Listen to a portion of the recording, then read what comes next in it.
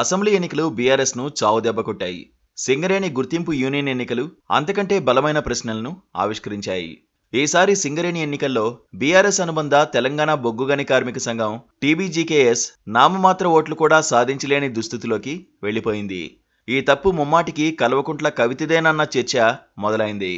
అనవసరంగా పోటీకి దిగి పరువు పోగొట్టుకున్నారన్న ఆరోపణలు వస్తున్నాయి.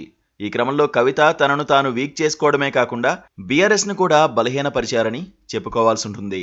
తన రాజకీయ ప్రస్థానంలో డౌన్ ట్రెండ్ తారాస్థాయికి చేరిందన్న విశ్లేషణలు వినిపిస్తున్నాయి. నిజానికి బీఆర్ఎస్ను ఫ్యామిలీ పార్టీగా మార్చడంలో కవిత పాత్ర చాలా ఎక్కువేనని చెప్పాలి. పార్టీ వరుస ఓటముల్లో కూడా ఆమె తప్పిదాలు, వైఫల్యాలే ఎవరికైనా కనిపిస్తాయి.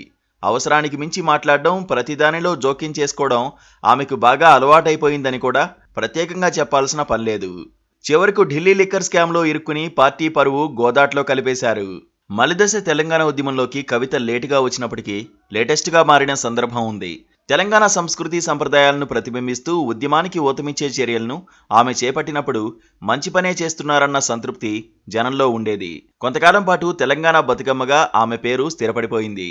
తెలంగాణ జాగృతి పేరుతో ఆమె చేపట్టిన కార్యక్రమాలు ప్రజలను సంఘటితం చేసేందుకు కూడా కొంతమేర ఉపయోగపడ్డాయి. కేసీఆర్ కుటుంబంలో 4-5 రాజకీయాల్లో ఉన్నప్పటికీ 2006 నుంచి కవిత తనకంటూ ఒక ప్రత్యేక స్థానాన్ని సంపాదించుకున్నారు. కేసీఆర్ కూతురిగా ఉన్న కరిష్మాను వాడుకుంటూ ఆమె తెర వెనుక రాజకీయాలు చేసి ఉంటే బాగానే ఉండేది. మంచి సబ్జెక్టు నాలెడ్జ్తో 3-4 భాషల్లో అనర్గళంగా మాట్లాడగలిగే సమర్థతతో నెట్టుకు రాగల తెలివితేటలను ప్రజా ప్రయోజనానికి వాడి ఉంటే సరిపోయేది. ఆమె అలా చేయలేదు. ఏదో సాధించాలనుకున్నారు. పొలిటికల్ అంబిషన్ ఆమెను దెబ్బకొట్టిందని చెప్పక తప్పదు. 2014లో కవిత నిజామాబాద్ ఎంపీగా గెలిచారు. ఒక కెరటంలా దూసుకెళ్లారన్న ఫీలింగ్ ఉంది. తర్వాతి కాలంలో రాజకీయాలు మారిపోయాయి. అన్ని పార్టీలకు బీఆర్ఎస్ టార్గెట్ అయింది. కేసీఆర్ కుటుంబంపై సరికొత్త ఆరోపణలు వచ్చాయి. పసుపు బోర్డు గాని మరే సమస్య గాని పరిష్కారానికి నోచుకోలేదు. తెలంగాణ వచ్చిన తర్వాత ప్రజా సమస్యలపై దృష్టి పెట్టి వాటిని పరిష్కరించాల్సిన కవిత ఆ దిశగా అడుగులు వేయలేదు. దాంతో 2019 లోక్సభ ఎన్నికల్లో నిజామాబాద్లోనే ఓడిపోయారు. అయినా రాజకీయాలకు దూరం జరగకుండా కంటిన్యూ చేశారు. అందులో తప్పేమీ లేదనుకోండి. డబ్బుల కోసం తనది కాని ఢిల్లీలో కూడా ఆమె తలదూచారు. లిక్కర్ స్కామ్లో అడ్డంగా బుక్ అయ్యారు.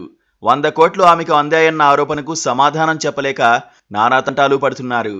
ఎప్పుడు ఆమెను అరెస్టు చేస్తారోనన్న భయం బీఆర్ఎస్ వర్గాలను వెంటాడుతోంది. అసెంబ్లీ ఎన్నికల్లో ఓడిపోవడం బీఆర్ఎస్ పార్టీకి యాంటీ క్లైమాక్స్గా చెప్పాలి. అంతలోనే సింగరేణి గుర్తింపు సంఘం ఎన్నికలు వచ్చాయి. ఈసారికి వద్దనుకుంటే బాగుండేది. తాము కూడా బరిలోకి దిగుతున్నామని బీఆర్ఎస్ ప్రకటించింది. ఇప్పుడు పూర్తి స్థాయిలో అభాసు పాలైంది. ఈసారి ఎన్నికల్లో టీబీజీకేఎస్కు 1-2 ఓట్లు కూడా రాలేదు. ఇల్లెందులో 1 మాత్రమే సాధించింది. బెల్లంపల్లి డివిజన్లో 3 ఓట్లు మాత్రమే వచ్చాయి. 11 డివిజన్లలో మొత్తం ఓట్ల సంఖ్య 39,773 ఉండగా వీరు సాధించిన ఓట్లు 1,298 మాత్రమే. నిజానికి ఈ సంస్థ తెలంగాణ రాష్ట్ర ఏర్పాటుకు ముందు ఉద్యమ సంస్థగా పుట్టింది. 2012లో రాష్ట్ర ఏర్పాటుకు ముందు ఒకసారి, మళ్లీ 2017లో రెండోసారి అత్యధిక డివిజన్లలో గెలిచి గుర్తింపు సంఘంగా పనిచేసింది. ఇప్పుడు మాత్రం సీన్ సితారైంది. ఇది కార్మిక ఓటమా, కవిత ఓటమా అంటే ముమ్మాటికి కల్వకుంట్ల వారమ్మాయి ఓటమేనని చెప్పాల్సొస్తోంది. అధికారంలో ఉన్నప్పుడు ప్రతి దానిలో జోక్యం చేసుకుని ప్రతి యూనియన్లో తానే నాయకురాలిగా ఉండాలని కోరుకుని ఇప్పుడు కష్టాలు కొని తెచ్చుకున్నారు. నేల విడిచి సాము చేయాలన్న ప్రయత్నమే సింగరేణి ఓటమికి కారణమని విశ్లేషించాల్సి వస్తోంది. మరి ఈ అనుభవంతోనైనా కొంతకాలం మౌనంగా ఉంటారా?